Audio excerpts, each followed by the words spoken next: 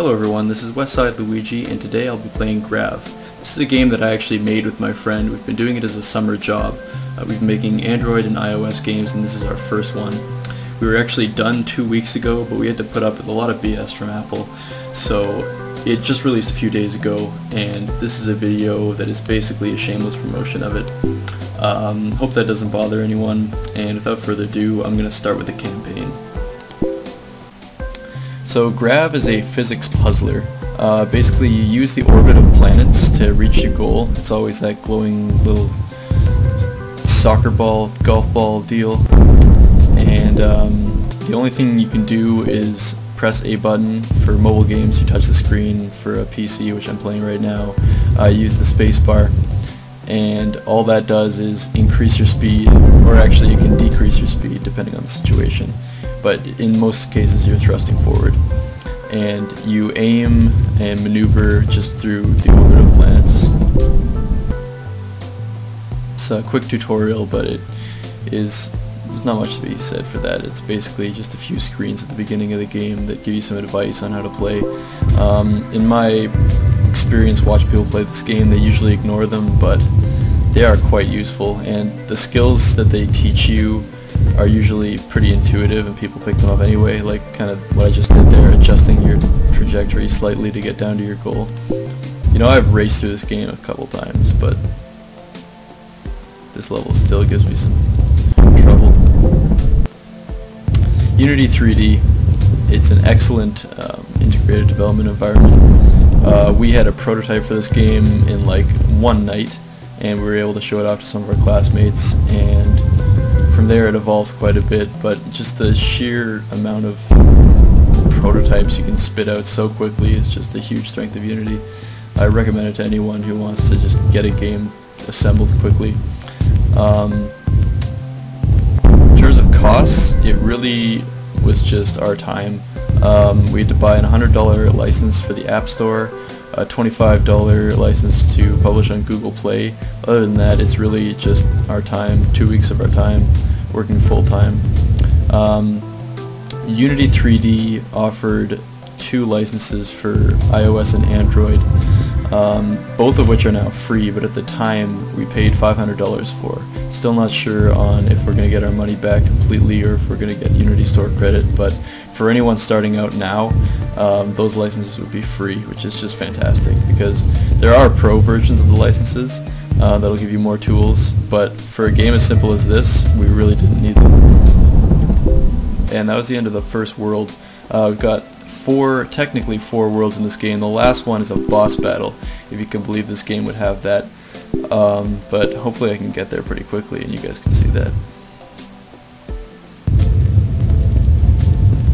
So each world we tried to introduce 1 or 2 mechanics. The first one obviously didn't have that because you're still teaching the player how to play, maneuver around planets, but this world introduces enemies that chase you first, and then there's someone else that comes later. This level, yeah, as you can see, 3 of those guys, they home in on you. Obviously I'm too good for them. This is the second mechanic we introduced in World 2. It's a gravity cube, I guess you could call it that, we did, that just changes your orbit.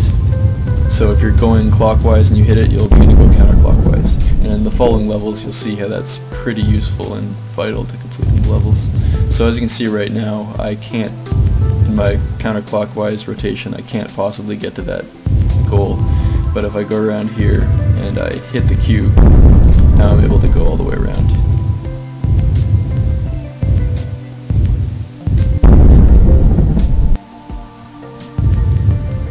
And this one requires you to hit the cubes in a certain order. If I had done it the other way around, it would be impossible to reach the goal.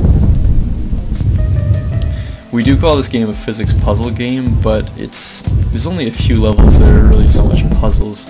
I would say most of the game is just quick reaction timing as you're rotating, and also just kind of a mastery of the control scheme, which is pretty unique. Just learning how the planets affect you. I feel like I'm probably gonna have a 3-star time for this level. Oh man, okay. So right now I'm playing the campaign, but in addition to that there's also a free play mode. And the free play mode doesn't have an objective like these levels do. It just basically spawns obstacles randomly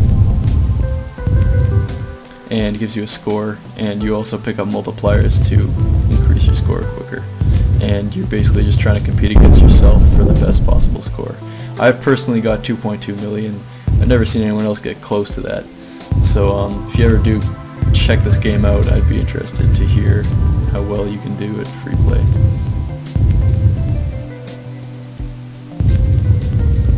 This level gives a lot of people grief.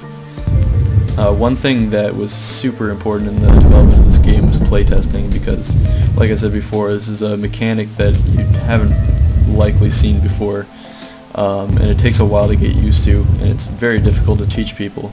So watching people play was a huge part of what made this game come together. It was mostly just my friends. I would take it over and watch them play. And in the beginning it was very frustrating because people just weren't getting it. Before you could thrust, the idea was you would phase out of gravity. So instead of changing your speed, all it would do was just stop. Let's just not die for a second. It would just stop planets affecting you with their gravity, and that was very unintuitive for people, and they just couldn't figure it out. So eventually we kind of invented the whole thrusting, and then it just seemed more natural that you would be not affected by gravity because you were actually moving at a different speed. Okay, so I was recording on Fraps and I completed the whole game with commentary, and I realized that I had run out of space on my E drive and it had stopped filming at about this point. So what I'm going to do is play it all again. It's not too much longer. This is the end of the second world, and there's only 3 worlds, technically 4 including the boss battle, but yeah. So let's play it again. Only the hardest parts of the game. Luckily I'm a guru at this, having designed most of these levels.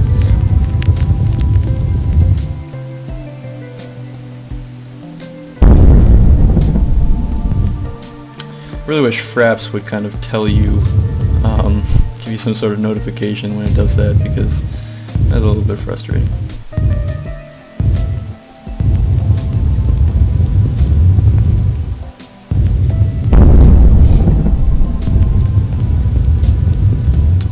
I apologize for the horrendous and that's quite the explosion. Basically the planets make noise when they explode, and the biggie that is this giant planet monster destroys planets when he touches them. I think what's going on there is he quickly moves through all the beginning planets when you start at the checkpoint, and he's blowing them all up at once. That's what that horrendous sound was. Speaking of horrendous sounds, I apologize for this horrendous mic quality. Not much I can do, it's just I have a pretty bad mic. My fans make a ton of noise. Hopefully it isn't too bad though. Soothing music should drown it out fairly well. As you can see, I've already beaten all these, 3-starred almost all of them, but let's play them again, why not?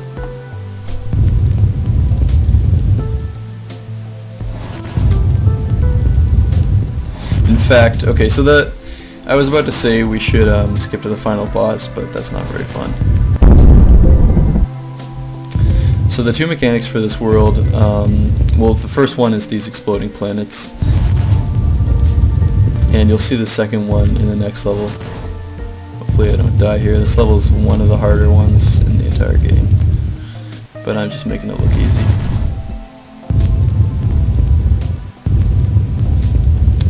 It may not be entirely clear from watching that these paths springing out of me are predictions of where I might go when I release the button.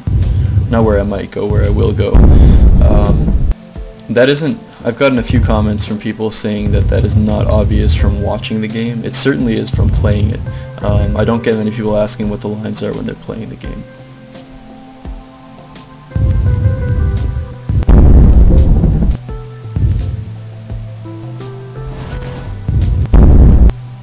This level probably gets the award for most complicated looking with an entirely simple situation solution. You say the opposite for this one.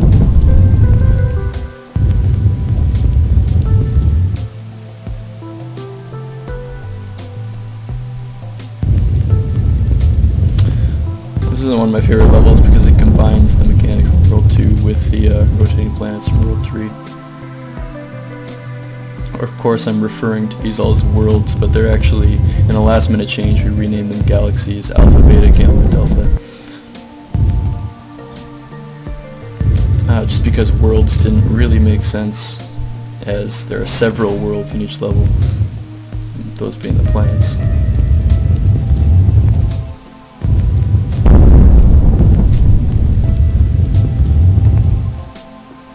And the playthrough that you didn't see, I tried some daring angle through that corridor, and I think this time I'm just gonna take it easy and go through the easy way. Probably giving me less of a star count here. Might have been a 3-star run, but this is gonna be either 2 or 1. Well, I'll eat my words there.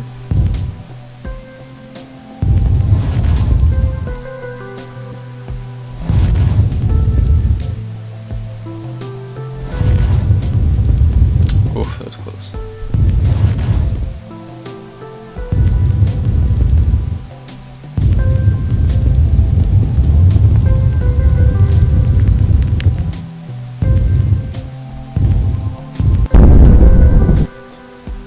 So this is one of the hardest levels in the game. For me, it's the hardest, even though I designed it and played it several times when I was doing so. This one still gives me trouble, and in the playthrough that was lost in the Fraps void, I actually beat this fairly quickly, but who knows how long it will take this time.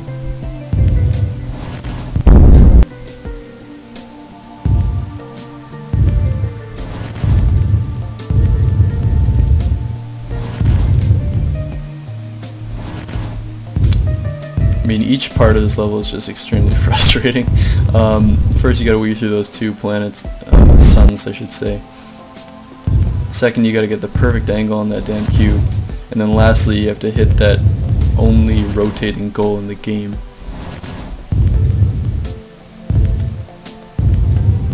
Guess I'm not selling my game when I call it frustrating in a video, but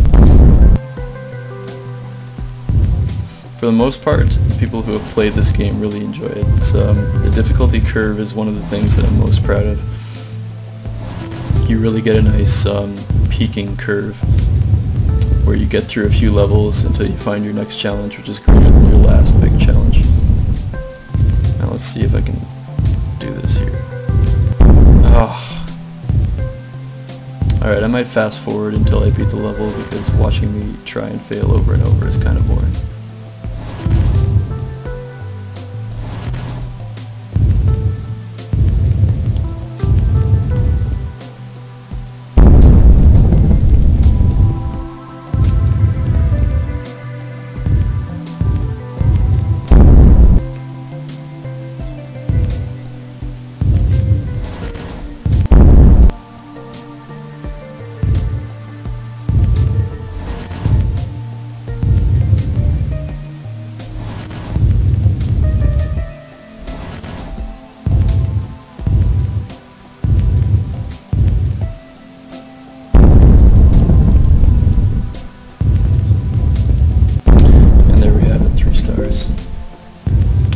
So this level, probably the most hated from all playtesters.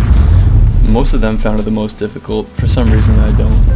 And the story behind this one is that it used to be a hell of a lot more annoying.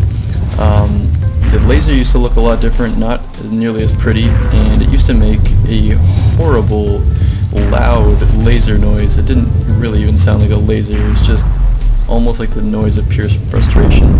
Oh, and there I go. Hit the checkpoint at least. But I might not get a good view of this boss before we have the final showdown with him. No, he's gone. Don't fret though, because we're going to be seeing a lot of him right now. The Corley Warlord.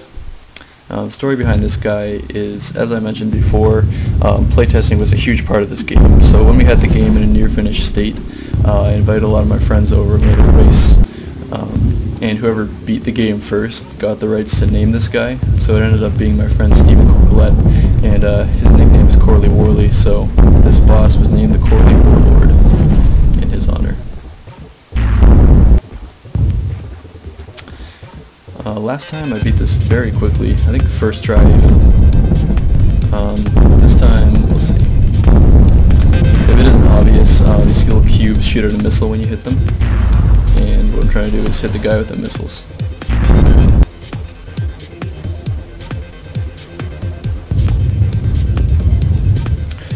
The tricky part is that if his laser hits the missile, it doesn't count as a hit. It doesn't shake him up like that. And I think I landed 2 there, luckily. And in the second phase, all you're trying to do is get him to ram into the sun. Sorry if it's a spoiler for anyone. I figure if you're watching this video, you don't mind. So that was a playthrough of Grav. We would really appreciate it if you checked out this game. I'm going to put a link to both of the Android and iOS store submissions in the description.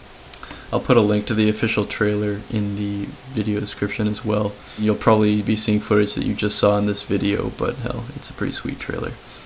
So the game is only $1. We'd love it if you checked it out. It would just mean a lot to us. Thanks so much.